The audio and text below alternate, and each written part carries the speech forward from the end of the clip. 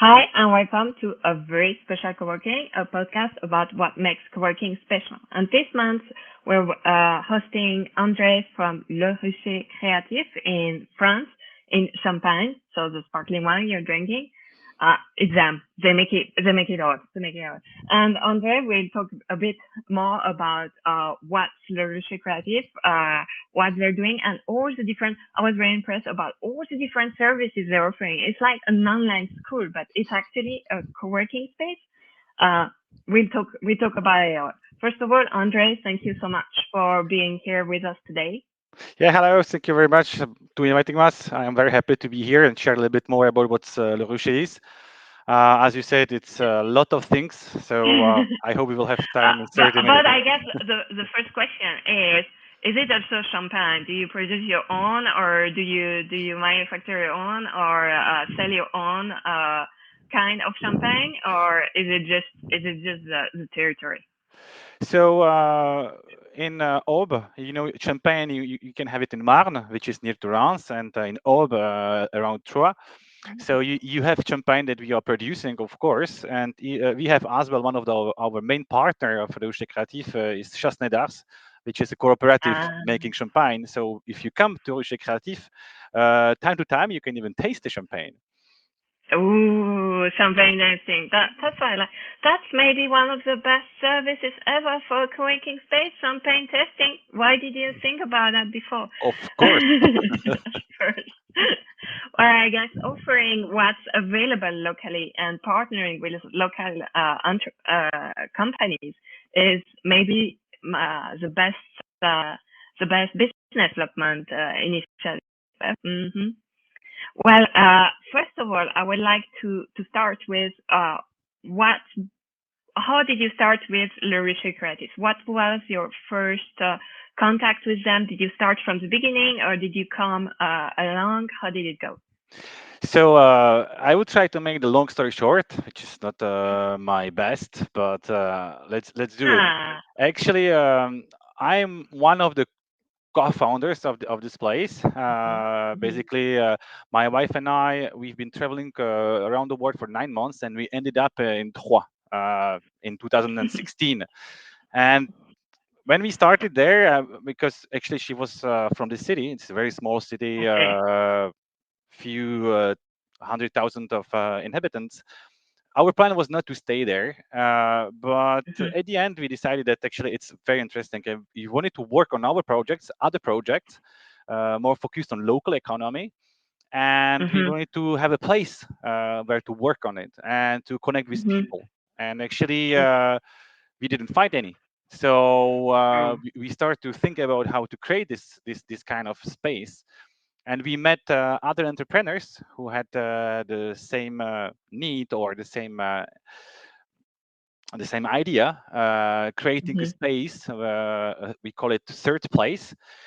So that's how we started. We created an NGO association, non for Mhm. profit, and we try to convince the local authorities that it's interesting for the city. But we had a little bit small problem, as you said. We are not just a co-working, so we try Mhm. to explain what the third space is, and I will try to explain it later. But no one was really understanding what we would like to do. Mhm. So we decided instead of trying to explain it to everybody, just to start temporary space, just to show it. And so we opened pretty quickly. In a few weeks, we found a place and we opened. It was meant for a few weeks, and at the end, it lasted for 3 months and a half. And it actually was very interesting for us because first we showed what we wanted to build, and we created the first community around it. And then when we opened the space where we are today in September, during the summer, the 2018, we already had a community. And actually, we started with the crowdfunding. So that's how it started. Yeah, so you were in Troy in 2016. You want to focus on the local economy and the local ecosystem of entrepreneur. I understand. You try to look for other people, but there isn't a place where you can all meet and work together and all that. And that's how the idea came of let's build that. Actually, yeah, we already knew these kind of places in France. I Mm-hmm. was used to them in even in other cities all around Europe and in the world, because as Yes. well when we were traveling, we were using those spaces. Of course, when you need to Yes. connect, when you need to work on Mm-hmm. something. Actually, I still have a company on mine, so I wanted to work on my projects, right? Yes. And we realized that there is no this kind of space. There was no co-working space neither. Like I don't mean like basic co-working space, but something more community driven. And Mm-hmm. that's how we decided to bring it to the city, because we meant as if we are if we have this Mm-hmm. need, we are not alone, as always, Yes. right? And Mm. we were right. So that's we decided to build it for us and for the others. Yeah, so I guess you got instant feedback when you built that temporary space that wasn't so temporary, but at first it was. So you got that feedback from other entrepreneurs and other companies in the same neighborhood that yes, indeed, they also needed this kind of place to share everything. Yeah, and the welcome was really warm actually, and Okay. I think it was a proof of concept, very good proof of concept, that there is a need for space, for co-working space, but as well a need for more community space where people can meet, where other association can meet and organize things, and that's why we didn't want to make just a co-working space, but what we Hmm. called a third place. This is kind of informal place for free social interaction. That's how it's Yes, defined, basically. yes, yes. And you chose to be a non-for-profit from the start. It's non-profit. It was non-profit from the start. So I'm still volunteering. I'm now Mhm. the president of the Yes. organization. I've been president for the past 1 year and a half. Uh, Hmm. my wife, she's employee. We have now five FTEs, six employees, five FTEs, some trainees, and lot and several like five to six what do you call service civic, so civil services, which are young people who Clerks. I don't know. yeah, Mhm. it's not like a trainee because they don't study, but Mhm. it's a part of their training. Yes. So yeah, we have like 10 people just for the NGO, Yeah, yeah. That's which is pretty good. and what was it important that you were a non-for-profit, and do you also target those other NGOs in the neighborhood to gather them into one same mission or vision for the ecosystem you're in? Yes, yes, of course.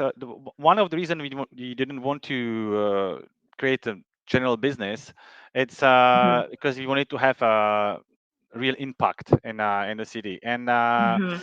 and in the whole area. And as well, we really build it on four pillars: inclusion and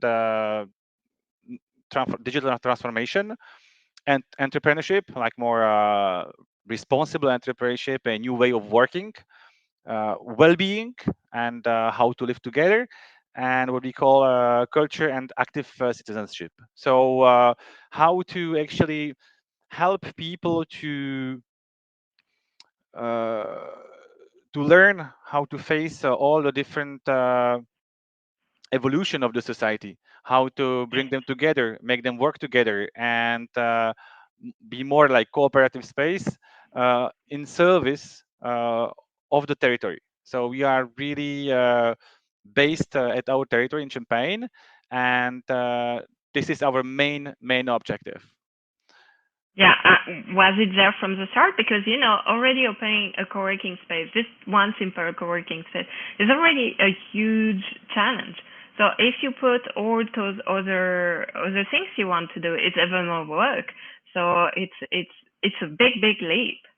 Yeah, it was from the start. It was from the start, and I can say that in France is some probably a little bit Mm-hmm. special, and we were really lucky because we used to work in corporates, so we had let's say some savings that helped Mm-hmm. us to be more, let's say, more free to Comfortable. do things. Volunteering Mm-hmm. start smoothly. Take time to start something, and as well you have Yes. pretty good support if you prove Mm-hmm. that you can do things, that you can have impact. uh, Mm-hmm. we were recognized pretty quickly. We received some some recognition from the region 2 years after we opened, then as well from the department. So we start to responding as well for what we call for projects, or call for expression of interest.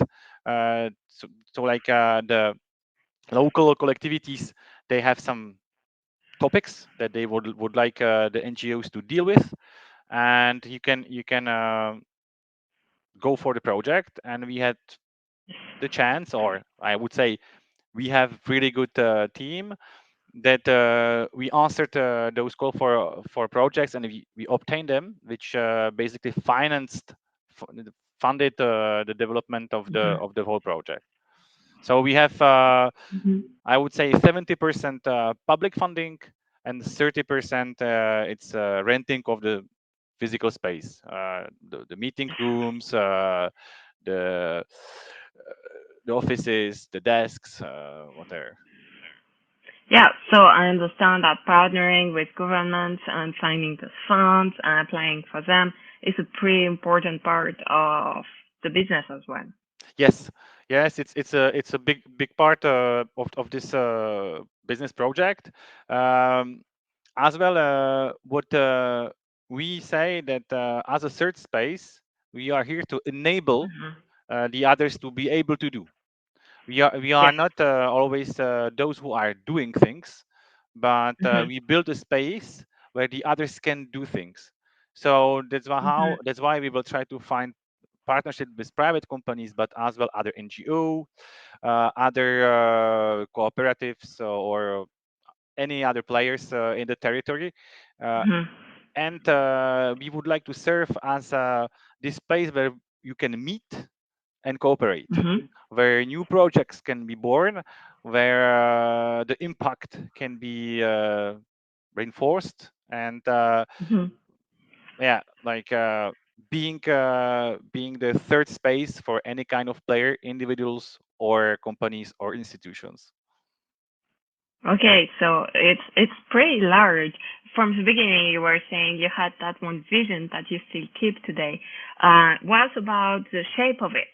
Because of course the intention is there from the beginning, but bit by bit, I understand you have been able to build what you wanted, and maybe it has changed as well. So what does it look like today? What kind of services, infrastructure do you provide to those different communities you're serving? Yeah, of course, it's a long-term project, because Okay. if you are dependent on public fundings, you go step by step. Even when you buy chairs or tables. When we Mm. started, we basically try to do a kind of upcycling. So we were looking for someone who has a table that he doesn't want to use it, or so it was, different, Second hand. yeah, Mhm. secondhand stuff. And then we start to grow, and now we have 800 meter square space on four Mhm. floors. When we opened, we already started with one of the main partner. We call them residents. Residents are the companies or individuals who are staying there permanently, or at least they are paying the monthly rent, right? They are not co-workers, but they are people who are coming there every day. And we started with very important partner, Aurore Foyaouba, which is a big French NGO, and they opened inclusive integration restaurant. They Mm-hmm. are serving lunches every noon.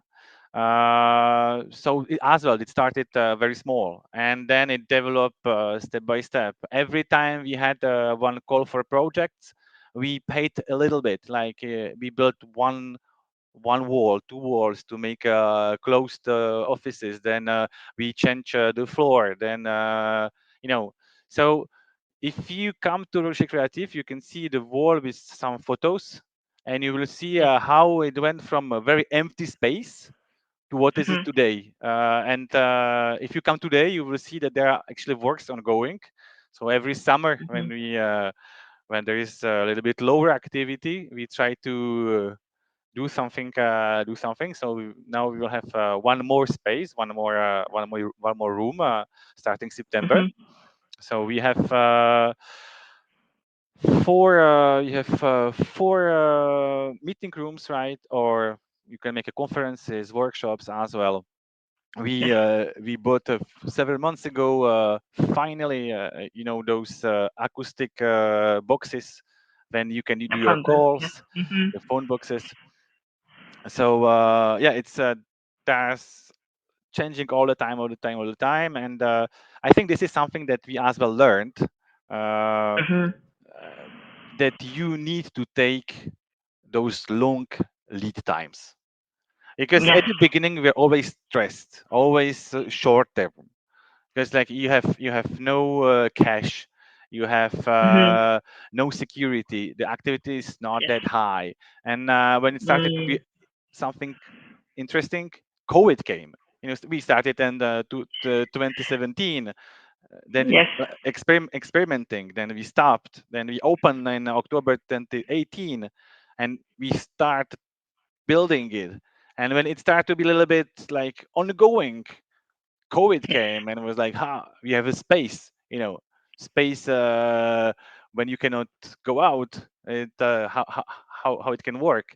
And actually, because we had this co-working part, Yes. it was pretty cool, because we were a workspace.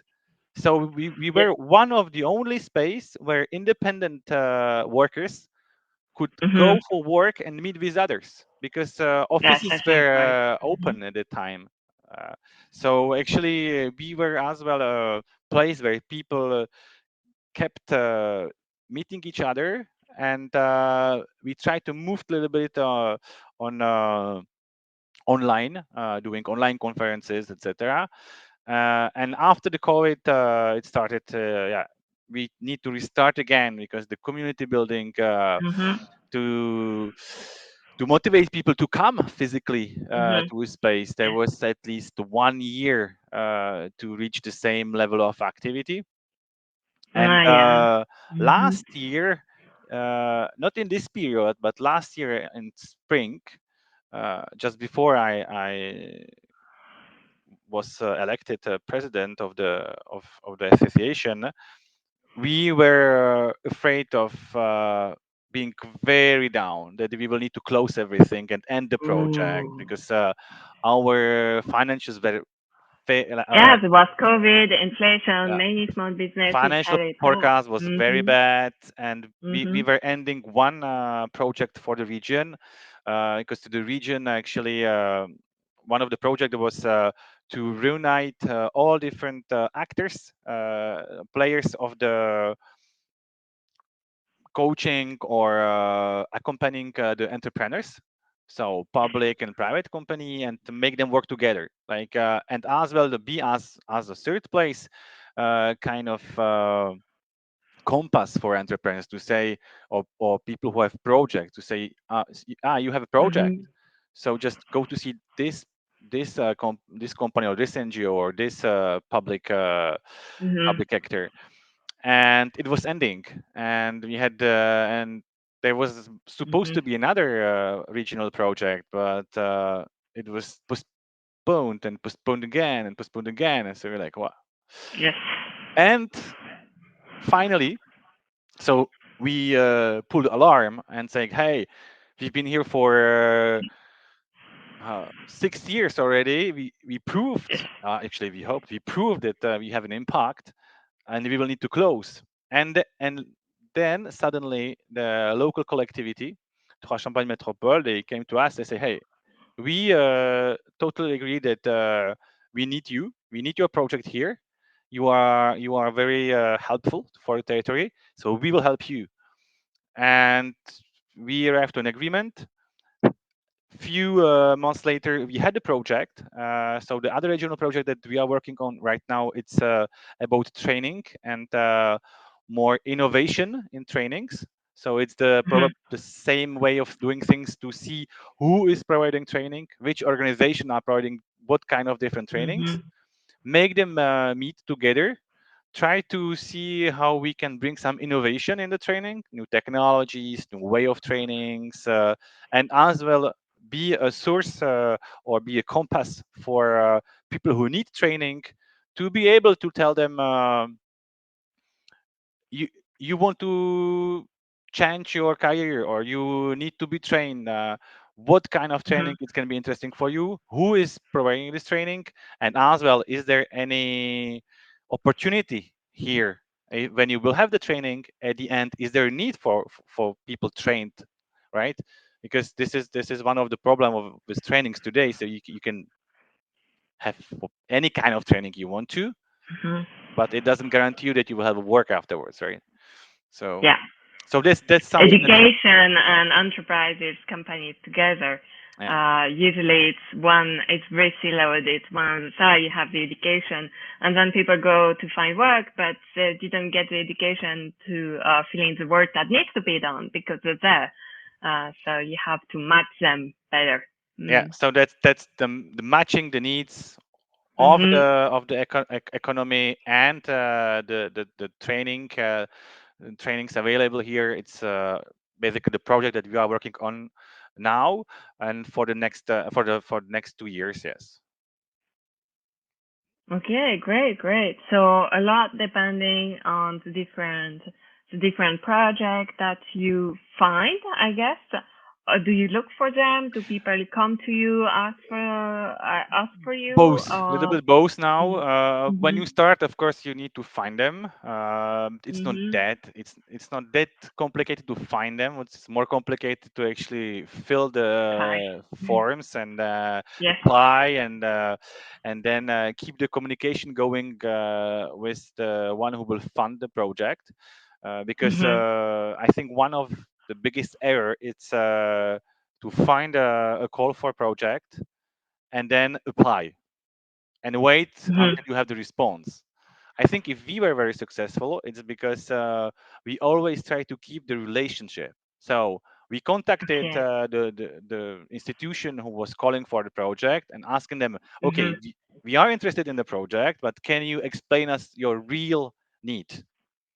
And Okay. then Mm. we build the project, we write the project, and we call them and say, hey, we think we have a project for you, but is it something that you think can answer the need you have, or should we modify something to be really sure Mhm. that when we will apply, that we will have the biggest chances to actually uh, really fill the needs, right? And Yes. I think this is one of the most important things. Like people, lot of time just find a project, you download the file, then you fill it your way and you send it, and then you wait, and then you're like, Mhm. I was not my project was not selected, I don't know why. And I think it's because you don't have this relationship and the communication ongoing. Of course we sometimes we lose of, yeah, we don't have all the call for projects. It's Mhm. absolutely normal, but I think that the ratio that we have of success, it's pretty high. And that's Yeah. why as well we are Mhm. recognized. So now time to time as well it can happen that some institution will call us saying, hey, we have a call for projects, we think you Mhm. can answer this call for project, uh, can you? And then on us to decide if we can, because the other error, it's to answering call for projects and don't have the resources at the end to manage them. The, Ooh. Yes. Yeah, so this is as well it can be a big problem if you answer Mhm. answer the call, you have it, and at the end you are not able to manage the teams because Mhm. and most of the time projects in France, all the time actually, they are not 100% funded. It can be Mm. 60 or 70% funded at the beginning. So you need to find a way how to how to finance the other 30 or 40%. And Mhm. this is the risk. So if you have a lot of 60% funded projects and you don't find the 40, other 40, you are out. Yeah, so you need really to find the kind of project that you can implement, that you have the resources for, and which matches with your already existing services Mm. and missions and all that. Yeah, one of the first thing that we did last year after that we had some more time to so those long Mhm. times to really set the basics. We wrote our what we call projet associatif, associative project for the 2024 2028, and this is super important to say who we are, what we are doing, what values we are promoting, and then once we have this, we agree all together because in the organization there are 10 people volunteering.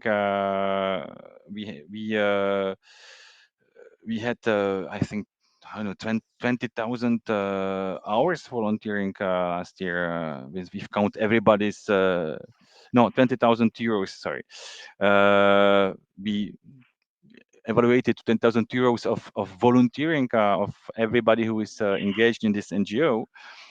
Uh, we need to be all together uh, convinced that we work on the same project. And when we Mhm. answer the calls for project, then we will take this associative project, what we are, and we compare it and we see are we still in what we want to do? Are we still within our values?